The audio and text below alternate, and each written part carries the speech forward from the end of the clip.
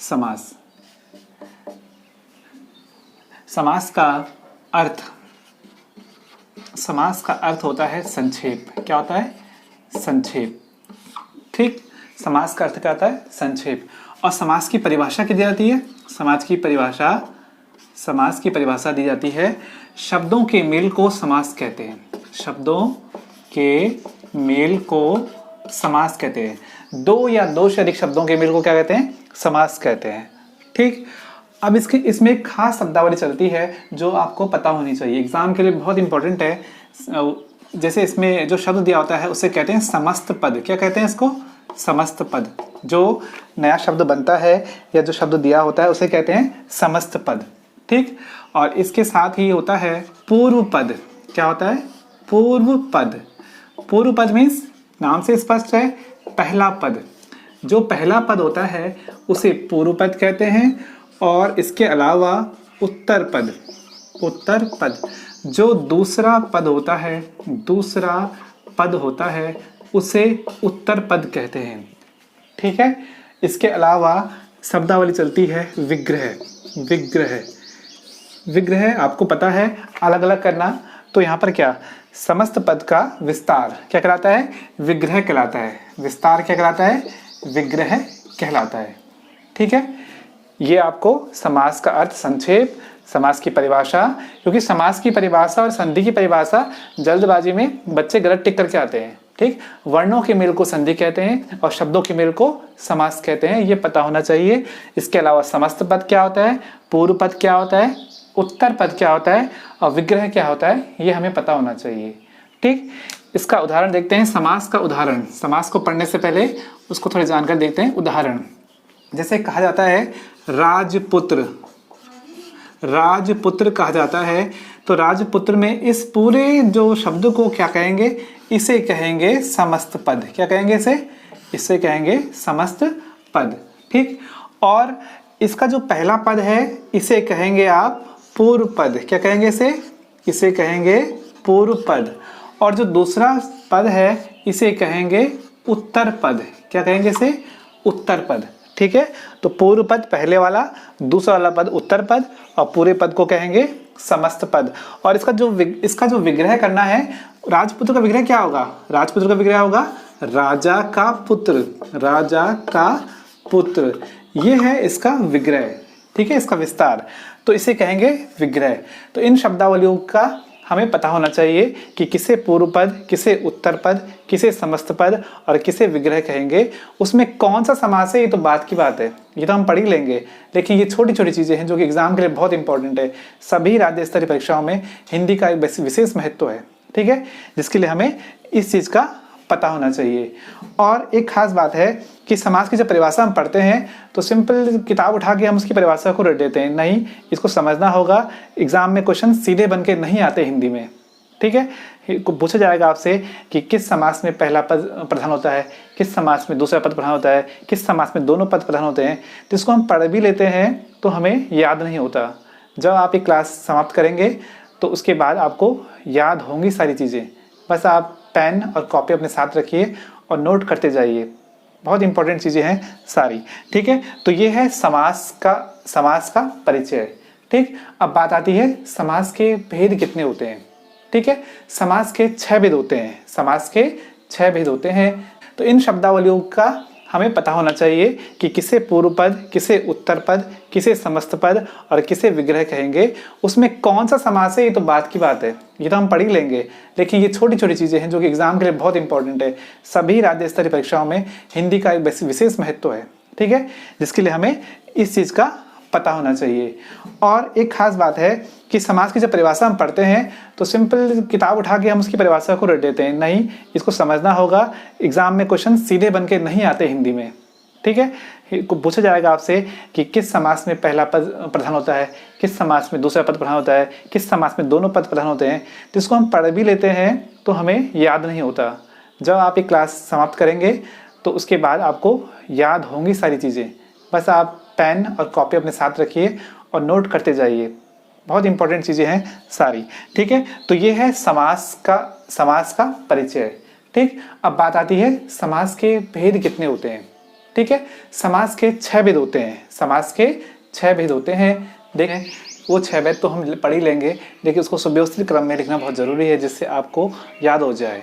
ठीक, आप अपने आप उसको याद कर पाएँ तो उसके लिए आपको सबसे पहले लिखना होगा, ये मैंने क्या लिखा है, ये फर्स्ट लिखा है मैंने, ठीक है, और ये मैंने लिखा है सेकंड।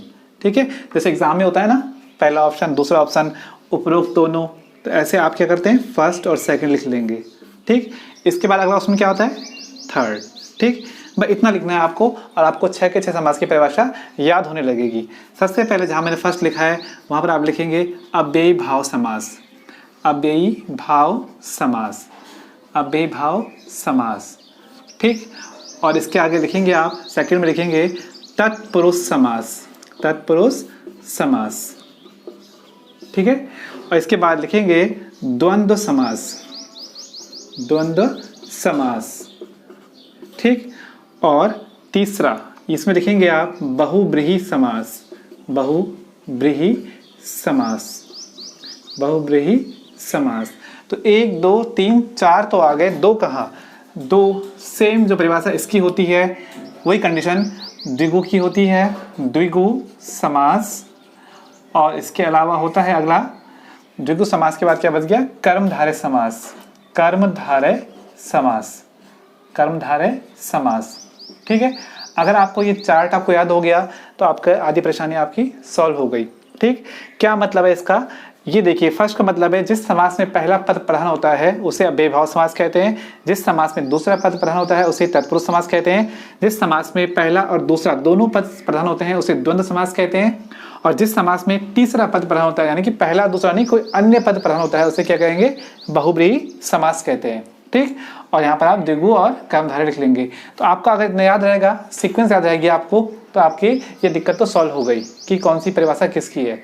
ठीक, क्या करना है आपको, फर्स्ट सेकंड दोनों और ये तीसरा, बहुत सिंपल है सीक्वेंस, फर्स्ट सेकंड और थर्ड, ये बनाना सीख लिया तो आपको परिभाषा याद होने लगेगी। अब हम चलते हैं विस्तार से इनके ऊपर। सबसे पहले हम पढ़ेंगे इसी क्रम में अव्ययी भाव समास, भाव समास, अव्ययी भाव समास। ठीक, परिभाषा क्या अभी बताई थी, कौन से नंबर पे लिखा था मैंने अव्ययी भाव समास, पहले नंबर पे लिखा था, यानी कि जिस समास का पहला पद क्या हो, जिस समास का पहला पद प्रधान होता है, जिस समास का पहला पद प्रधान होता है उसे अव्ययी भाव समास कहते हैं, उसे अव्ययी भाव समास कहते हैं। ठीक, अब उसकी विशेषताएं क्या है, वो अव्यय होना चाहिए, पहला पद क्या होना चाहिए, अव्यय हो। ठीक, उपसर्ग हो। ठीक, अव्यय आप जानते हैं, अव्यय को हम अविकारी नाम से जानते हैं, अविकारी, जिस पर कोई विकार नहीं आता, जिस पर लिंग वचन कारक के आधार पर कोई परिवर्तन नहीं होता, उसे कहते हैं अव्यय अविकारी शब्द। ठीक है, या तो वो अव्यय होना चाहिए या उपसर्ग हो, जितने भी उपसर्ग हैं सब में अव्ययी भाव समास होता है। ठीक, तो आपको ये पहचानने के लिए आपका पहला पद प्रधान होता है, अव्यय पहला पद या उपसर्ग हो तो वहाँ पर अव्ययी भाव समास उसकी परिभाषा बनती है। ठीक, चलिए अब बात होती है इसके उदाहरणों की। उदाहरण, ठीक है, उदाहरण के लिए आपको सबसे पहले देखते हैं यथा, यथा, तो इसमें आप लिख सकते हैं यथाशक्ति, यथाशक्ति यानी कि शक्ति के अनुसार, शक्ति के अनुसार, शक्ति के अनुसार। ठीक, यथाक्रम, यथाक्रम यानी कि क्रम के अनुसार, क्रम के अनुसार। यथा समय, यथा समय यानी कि समय के अनुसार, समय के अनुसार। ठीक है, यथाशक्ति यथाक्रम मतलब यथा, इसमें यथा क्या है, उपसर्ग है। ठीक, तो जहां पर उपसर्ग लगेगा वो अव्ययी भाव समास का उदाहरण है, बाकी उसका विग्रह आपको ध्यान रखना है। ठीक है, जैसे हम बोलते हैं, इसके अलावा हम बोलते हैं प्रति, एक प्रति उपसर्ग होता है। ठीक है, तो आप बोलते हो प्रतिदिन, क्या बोलते हो आप, प्रतिदिन। ठीक है, तो प्रति क्या है, उपसर्ग है, दिन के आगे प्रति लगा हुआ प्रतिदिन, तो आपको ढूंढना है कि ये उपसर्ग है तो यानी कि अव्ययी भाव समास होगा, इसका विग्रह क्या होगा, दिन के बाद दिन, दिन के बाद दिन, ठीक है। आप बोलते हो प्रति छात्र, प्रति छात्र, यानी कि छात्र के बाद छात्र। फिर आप बोलते हो प्रत्येक,